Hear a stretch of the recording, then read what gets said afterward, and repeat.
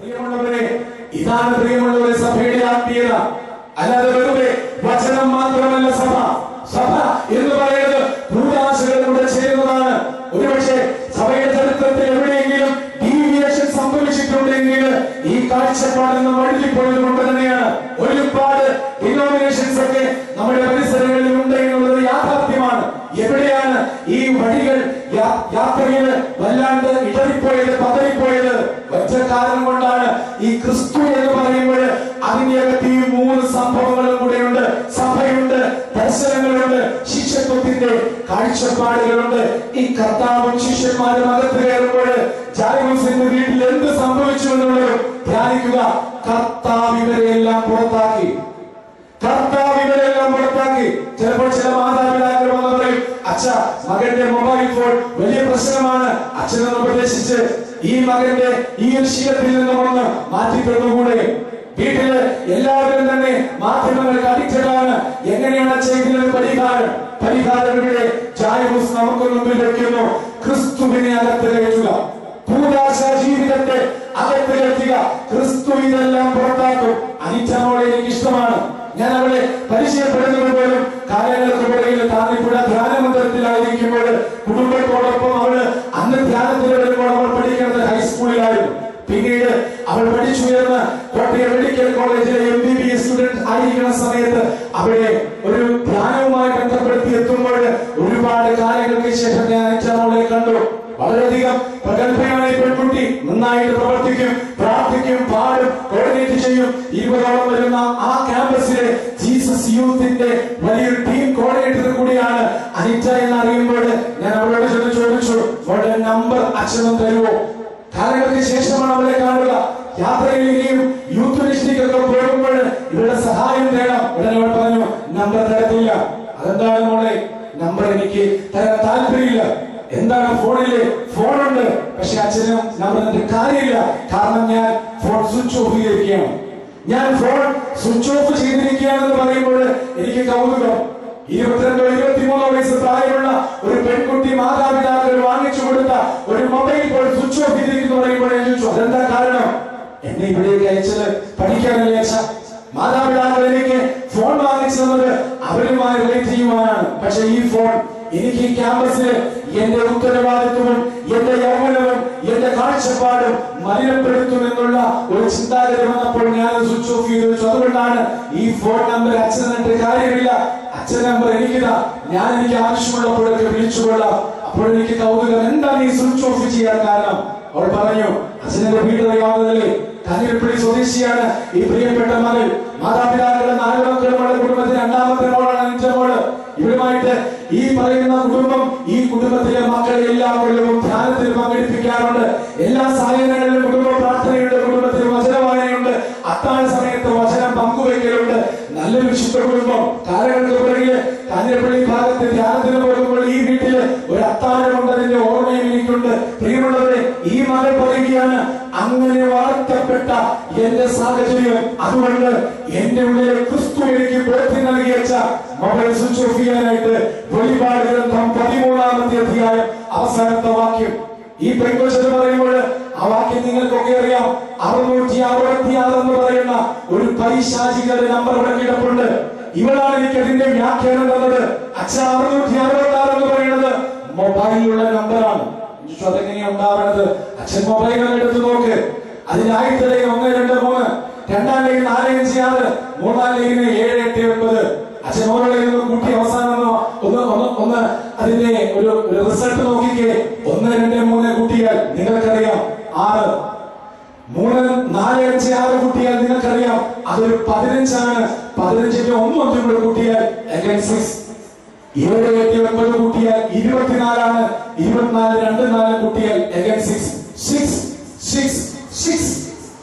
ഇത് പൈശാചികതയുണ്ട്. അതുകൊണ്ട് ഞാൻ ആവശ്യത്തിന് മാത്രമേ ഇത് ഉപയോഗിക്കാറുള്ളൂ.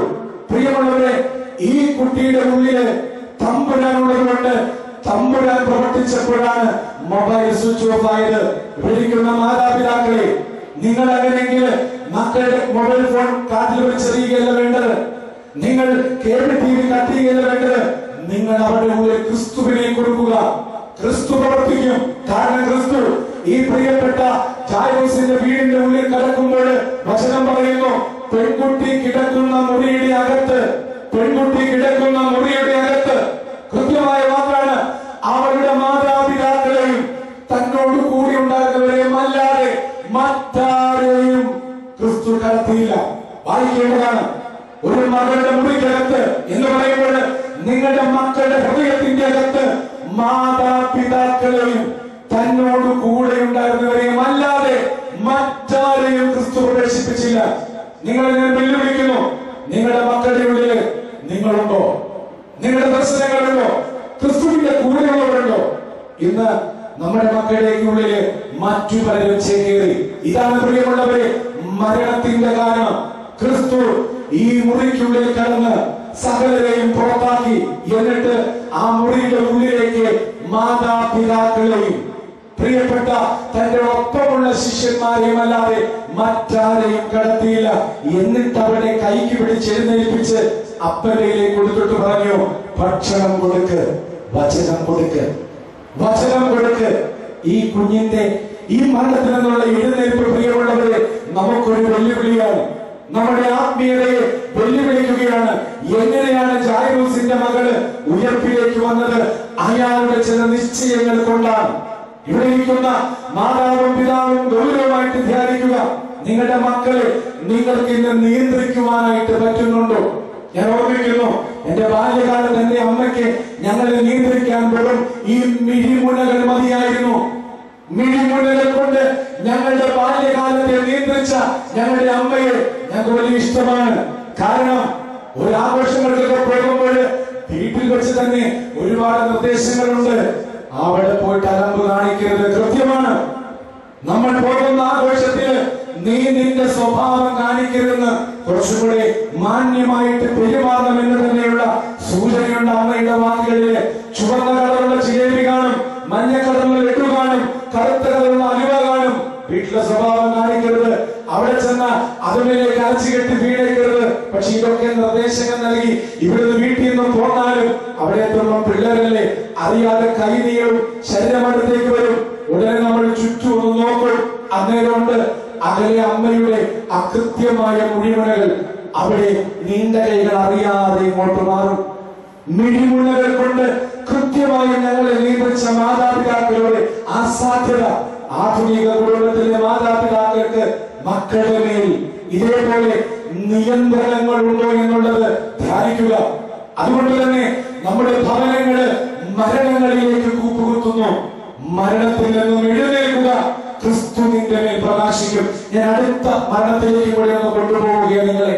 അത് ലൂക്കാസ് സുവിശേഷത്തിൽ നിങ്ങൾ വായിക്കുക. 7-ാമത്തെ അധ്യായത്തില് യേശു നഗര കവാടത്തിലേക്ക് എത്തുമ്പോൾ ഒരു ശവമഞ്ചം, യുവാവിന്റെ ജഡം ശ്മശാനത്തിലേക്ക് ഒരമ്മ വിധവയാണ്, കണ്ണീരൊഴുക്കി അതിനെ അനുഗമിക്കുന്നു.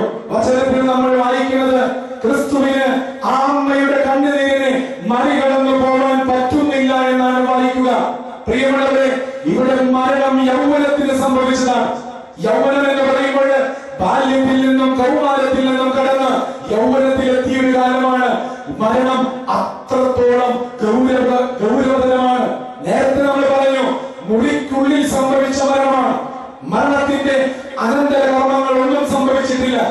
എന്നാൽ യുവാവിന്റെ മരണവുമായി ബന്ധപ്പെടുത്തിയ വചനം പറയുന്നു, മരണം കഴിഞ്ഞു, മരണാന്തര കർമ്മങ്ങൾ കഴിഞ്ഞു, വീട്ടിൽ നിന്ന് എടുക്കപ്പെട്ടു, നാടിന് വെളിയിലായി. ഈ ശ്മശാനം വാക്യം ഇങ്ങനെയാണ്, നഗര കവാടത്തിൽ. നഗര കവാടം എന്ന് പറയുമ്പോൾ നഗരത്തിന് വെളിയിലാണ് ശ്മശാനം. ശ്മശാനത്തിലേക്ക് എന്ന് വെച്ചാല് പാപത്തിന്റെ അവസ്ഥ 2-ാം ഘട്ടത്തിലെത്തി. വിചാരം വിട്ടു, വാക്കായി.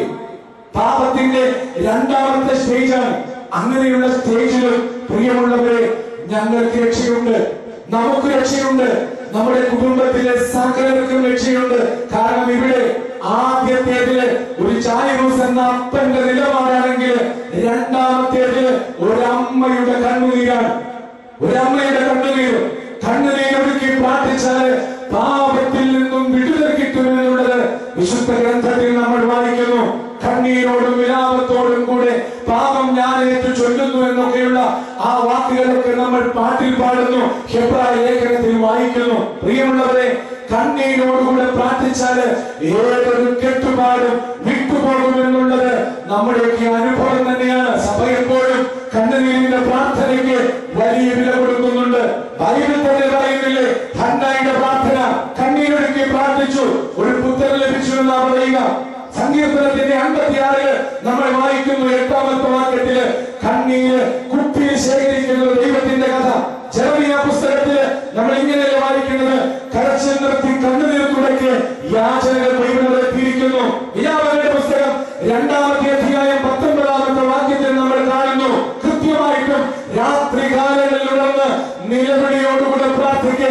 ഞാൻ അറിയുന്നു ഇവിടെ 50-ൽ മീതെ ആഴ്ചകളായി രാത്രി ജാഗരണ പ്രാർത്ഥന, നിലവിളിയോടുകൂടിയുള്ള പ്രാർത്ഥനകൾക്ക് പ്രിയമുള്ളവരെ ദൈവത്തിന്റെ സന്നിധിയിൽ വളരെയധികം പ്രാർത്ഥന. പുതിയ നിയമത്തിലെത്തുമ്പോൾ ഒരു നല്ല കാര്യം അറിയത്തെ നമ്മൾ വായിക്കുന്നില്ലേ, കല്ലറയ്ക്ക് വെളിയിൽ കണ്ണീരണിഞ്ഞു നിൽക്കുന്ന ഈ സ്ത്രീത്വമാണ് യഥാർത്ഥത്തിൽ ഏറ്റവും ആദ്യത്തെ ഉദ്ധിതാനുഭവത്തിന്റെ അവകാശിയായി മാറുക. വീണ്ടും വെളിപാട് ഗ്രന്ഥത്തിന്റെ സമാപന അധ്യായങ്ങളൊക്കെ കാണുന്നു, കണ്ണുനീര് കരയുന്ന മിഴികളിൽ കണ്ണുനീരൊപ്പുന്ന ദൈവത്തിന്റെ ചിത്രങ്ങളൊക്കെ കണ്ണുനീരോടുകൂടെ പ്രാർത്ഥിക്കുവാനും നമ്മൾ ഉത്തരവാദിത്തപ്പെടുകയാണ്. വിധവയുടെ കണ്ണുനീര് എന്താണ് വചനത്തിൽ നമ്മൾ വായിക്കുക, കർത്താവ് നിന്നു, മുന്നോട്ട് ചെന്നു, ശവമഞ്ചത്തെ തൊട്ടു, വഹിച്ചിരുന്നവർ നിന്നു. ഗൗരവമായി ധ്യാനിക്കേണ്ട ഒരു വാക്കാണ് കർത്താവ് നിന്നു. കർത്താവ് മുമ്പോട്ട് ചെന്നു, കർത്താവ് തൊട്ടു, ശവമഞ്ചം വഹിച്ചിരുന്നവർ നിന്നു. ഞങ്ങളുടെ ഈ യൗവന കാലഘട്ടത്തെ വഹിക്കുന്ന ഒരുപാട് സംസ്കാരങ്ങളുണ്ട്. ഓർമ്മിക്കണം, ഒരു ചുംബനം സമരമുറയാക്കി മാറ്റിയ ഒരു ഗതികെട്ട കാലത്തിലാണ് ഞാനും നിങ്ങളുമൊക്കെ എത്തി നിൽക്കുക. ഓർമ്മിക്കണം, ചുംബനം ദൈവം ആദ്യമായി മാനവ കുടുംബത്തിന് കൊടുത്ത വലിയ ഒരു പുണ്യമാണ്. കാരണം ആദ്യ പർദീസായില് മനുഷ്യ നിർമ്മാണത്തിന് ദൈവം അവലംബിച്ച മാർഗം ചുംബനമല്ലേ. മണ്ണെന്ന് പറയുന്ന ഒരു പദാർത്ഥത്തിൽ നിന്നും മനുഷ്യൻ എന്ന് പറയുന്ന ആകൃതി മെനഞ്ഞു കഴിയുമ്പോൾ അവന്റെ നസാരന്തരങ്ങളിലേക്ക് ദൈവമായ കർത്താവ് വിശ്വസിച്ചു എന്നാണ് ഉൽപ്പത്തി ഗ്രന്ഥം 2-ാമത്തെ അധ്യായം 7-ാമത്തെ വാക്യത്തിൽ വായിക്കുന്നത്. എങ്കിൽ പ്രിയമുള്ളവരെ, ദൈവം മനുഷ്യ നിർമ്മാണത്തിന് അവലംബിച്ച മാർഗം എന്താണ്? മണ്ണിനെ ചുംബിച്ചു, മനുഷ്യനുണ്ടായി. കാരണം മനുഷ്യന്റെ നാസാരന്തരങ്ങളിലേക്ക് ദൈവമായ കർത്താവ് വിശ്വസിച്ചു.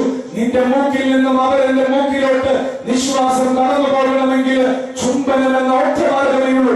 ചുംബനം എന്ന കർമ്മത്തിലൂടെയാണ് ഏതേൻ തോട്ടത്തിലെ മനുഷ്യ ജീവിതത്തിന്റെ രൂപീകരണമെങ്കിൽ ഗെത്സമൻ തോട്ടത്തിലേക്ക് വാ. അതേ ചുംബനം കൊണ്ട് പ്രിയപ്പെട്ട കർത്താവിനെ യൂദാസ് മരണത്തിലേക്ക് നയിച്ചു. ദൈവം ജീവന് കാരണമായി ഉപയോഗിച്ച ചുംബനത്തെ അത് ഏതേൻ തോട്ടത്തിലാണെങ്കിൽ ഗെത്സമൻ തോട്ടത്തിലെ യൂദാസ് അതേ ചുംബനത്തെ മരണത്തിന്റെ അടയാളമാക്കി. അങ്ങനെയെങ്കിൽ കാലം ചുംബനത്തെ ഇതേപോലെ വികൃതമാക്കുമ്പോൾ, സമരമുറയാക്കുമ്പോൾ നമ്മുടെ കാലം ഏത് അവസ്ഥയിലെന്ന് നമുക്ക് വെറുതെ ധ്യാനിക്കാവുന്നതേ ഉള്ളൂ, വെറുതെ ഇരുന്ന് ചിന്തിക്കാവുന്നതേ ഉള്ളൂ. ഓർമ്മിക്കുക, കാലഘട്ടത്തിന്റെ യൗവനങ്ങളെ ചുമക്കുന്ന ഒരുപാട് സംസ്കാരങ്ങൾ കൊണ്ടുപോകുന്നത് ശ്മശാനത്തിലേക്കാണ്. പ്രിയമുള്ളവരെ, ഞങ്ങളൊക്കെ ശ്മശാനങ്ങളെ കൊണ്ട് അവസാനിക്കേണ്ട ഗതികേടുകളിൽ ഈ ലോകത്ത് സ്ഥിരതാവളങ്ങളില്ല എന്ന് പറഞ്ഞ ക്രിസ്തു അങ്ങേ ലോകത്ത് ഒരുപാട് ഭവനങ്ങളുണ്ടെന്ന് ഉറപ്പു നൽകിയ ക്രിസ്തു അവിടേക്ക് ഞങ്ങളെ കൂട്ടിക്കൊണ്ടുപോകുമെന്ന് പറഞ്ഞ ക്രിസ്തു, ആ ക്രിസ്തുവിന്റെ ഈ യൗവന കാലഘട്ടത്തിന്റെ മക്കളെ ഇവിടെ ഇരിക്കുന്ന മാതാപിതാക്കൾ കണ്ണീരോടെ പ്രാർത്ഥിച്ച് അങ്ങേ ലോകത്തിലേക്കാണോ അതോ ശ്മശാനത്തിലേക്കാണോ നയിക്കുന്നത് എന്നുള്ളത് വ്യക്തിപരമായി ധ്യാനിക്കണം. കർത്താവ് നിന്നു, മുന്നോട്ട് ചെന്നു, ശവമഞ്ചത്തെ തൊട്ടു, വഹിച്ചിരുന്നവർ നിന്നു. വളരെയധികം ധ്യാനം ആവശ്യപ്പെടുന്ന വചനങ്ങളാണിത്. എന്നിട്ടോ യുവാവ് എഴുന്നേൽക്കുക എന്ന് പറഞ്ഞു. അവൻ എഴുന്നേറ്റ് മിണ്ടാൻ തുടങ്ങി. മിണ്ടാൻ തുടങ്ങുമ്പോൾ അവനെ നേരെ അമ്മയ്ക്ക് ഏൽപ്പിച്ചു കൊടുത്തു എന്നാ ബൈബിൾ പറയുക. ഇതിന്റെ അർത്ഥം ഞങ്ങളുടെ സംസാര ഭാഷയ്ക്ക് ഒരു മാതാവിന്റെ കരുണയുടെ സ്പർശനം ഉണ്ടാകണമെന്ന് തന്നെയാണ്. ഞങ്ങളുടെ ചിന്താധാരകൾക്ക് ഞങ്ങളുടെ അപ്പന്റെ ഒരു പാറ്റേൺ ഇതാണല്ലോ ക്രിസ്തു ജീവിതത്തിന്റെ സൗന്ദര്യം. യൗസേപ്പ് എന്ന തച്ചന്റെ ചിന്താ പാറ്റേണും മറിയം എന്ന അമ്മയുടെ സ്നേഹത്തിന്റെ പാറ്റേണും കൂടെ ചേർന്നപ്പോഴാണ് അവനെ കുർബാനയായി മാറിയത്. എന്ന് വെച്ചാല് അവൻ തല്ലുക മാത്രമല്ല തലോടുകയൂടെ ചെയ്തു എന്ന് പറയുമ്പോൾ ടച്ചിന്റെ ക്ലാരിറ്റിയും ഈ അമ്മയുടെ ജീവിതത്തിന്റെ കരുണയുടെ സൗന്ദര്യവും ക്രിസ്തുവിൽ നമുക്ക് കണ്ടെത്താൻ കഴിയും.